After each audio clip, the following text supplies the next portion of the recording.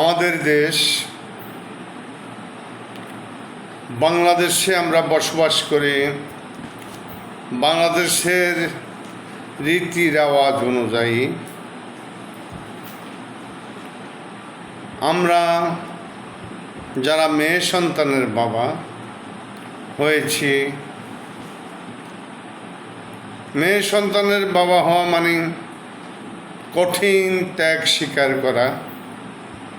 যেমন অবুঝ শিশু থেকে প্রাপ্তবয়স্ক হওয়া পর্যন্ত 20টি বছর একটি মেয়েকে লেখাপড়া, লালন পালন, কাপড় চোপড় সকল কিছু বিসর্জন দেওয়ার পরে তাকে বিয়ে দেওয়ার জন্য অনুষ্ঠান করতে হয়।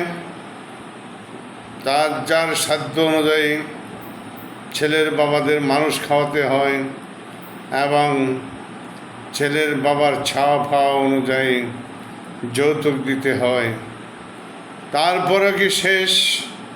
বিয়ের পরে প্রতি মুহূর্তে রমজান মাসের ইফতার, রমজান মাসের সেমাই চিনি, পবিত্র কোরবানিদের গরু ছাগল, তারপরে ছেলের জামা কাপড়, তাকে কোট স্যুট দিতে হয়। তারপরে দিতে হয় রসের সিন্নি, তারপরে দিতে হয় আম কাঁঠাল, তারপরে দিতে হয় বৈশাখ মাসে বৈশাখী খই, কুমড়া, মুগ ডাল, অনেক কিছু। হিরানির দিন দিতে হয় কলা, দিতে হয় দুধ।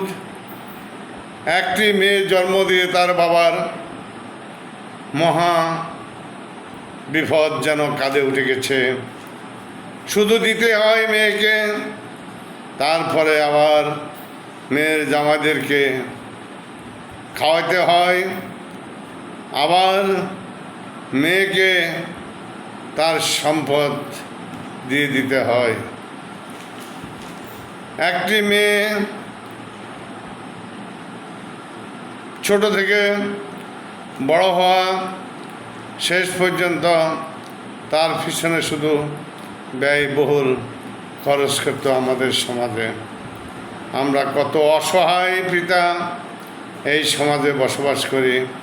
তাই আমি মহামান্য উপদেষ্টা মণ্ডলী দৃষ্টি আকর্ষণ করছি, এই রীতি রেওয়াজগুলো বন্ধ করুন, যৌতুক প্রথা বন্ধ করুন এবং একটি মেয়ের বাবাকে ছেলের বাবার যথাযথ সম্মান দিয়ে টাকা পয়সা খরচ করে যেন মেয়ের বিয়ের সকল খরচ ছেলেরা বহন করতে হয়, এই আইন বাংলাদেশে তৈরি করা হোক।